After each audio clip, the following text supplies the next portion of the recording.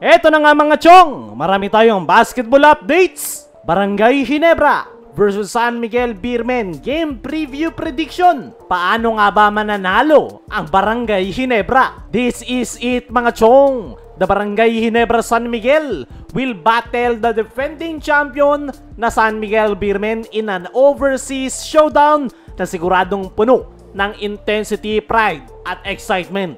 Pero ang tanong, paano nga ba mananalo ang Ginebra laban sa powerhouse lineup ng San Miguel?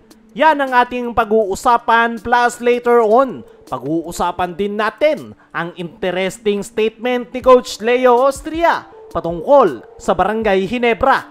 Right now, both teams share the same record with 1 win at 2 losses.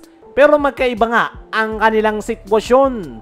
Ginebra ay galing sa isang heartbreaking loss kontra sa Meralco matapos silang maka-establish ng 16-point lead pero hindi nila napanatili at nakambak sila ng Meralco. San Miguel on the other hand, nakakuha ng momentum matapos manalo sa kanilang huling laro. So let's start with Ginebra. Coach Tim Cone himself admitted after last game na maganda naman raw yung kanilang laro pero hindi nga raw nila napanatili ang kanilang momentum. Ibig sabihin, hindi naman talaga sila naglaro ng masama. Actually, okay na okay yung kanilang performance pero nawala lang yung kanilang consistency. At kung iisipin mo, hindi na ito bago sa Ginebra. Strong start, good energy, pero pagdating sa dulo, bigla silang nauubusan ng gas, lalo na sa frontcourt position kung saan madalas maubusan si Japet. Pero may bright spots pa rin na nangyari. Scottie Thompson kahit off sa scoring ay solid pa rin yung kanyang rebounding, lalo na yung kanyang playmaking. Stephen Holt naman na steady presence sa kanyang position. Nandyan rin si Norbert Torres na nagpapagaan ng trabaho ni Japet. Pero ano nga ba yung kailangan ng Ginebra para manalo? Unang-una ay ball movement and control the tempo. Hindi sila po pwedeng makipagsabayan ng bilis sa San Miguel dahil mas loaded ang SMB sa kanilang firepower.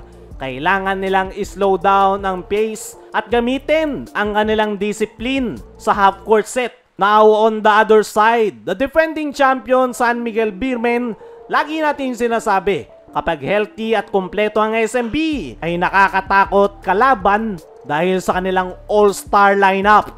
May Junmar Fajardo na 9-time MVP na consistent double-double machine. May CJ Perez pa, Marcio Laster, Chris Ross at syempre nandyan rin si Jericho Cruz na laging ready. Dagdag pa dyan ang energy ni Don Troliano. Ito ang dahilan kung bakit sobrang hirap talunin ng SMB. Kahit anong combination, kahit ano pang position, meron silang scoring option. Ang challenge para sa Ginebra ay kung paano nila pipigilan si Junmar. Wala ngang pure na big man ang Ginebra na kayang makipagbanggaan kay Junmar one-on-one. So expect Ginebra to double team early or force the ball out of his hand.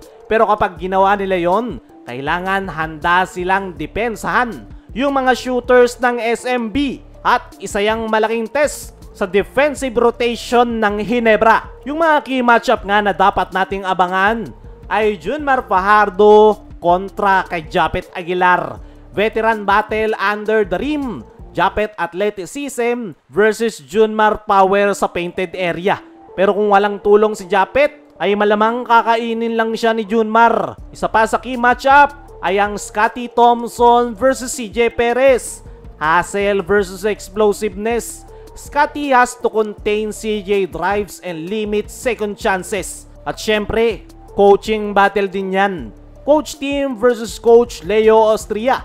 Dalawang taktisya na may championship DNA. So sino nga ba yung may malaking chance na manalo? If Ginebra can execute their game plan, control the pace, play smart defense at mag-step up ang bench like Sane Steel, they have a solid chance to steal this game. Pero kung ma-dominate ng San Miguel ang ilalim at mag-init yung kanilang mga shooters, ay may kalalagyan ang Ginebra. Pero bago nga yung kanilang magiging bakbakan, ay may sinabi nga si Coach Leo Austria sa Barangay Ginebra. Ayon kay Coach Leo, sa press con interview ay hindi nga raw nila afford na matalo ulit. I-expect nga raw na magiging disaster yung kanilang magiging laro kontra Barangay Ginebra at kukunin nga raw nila ang panalo para makakuha sila ng confidence na kanilang gagamitin buong conference. Alam nga ni Coach Leo kung gaano ka-importante yung laro na yan,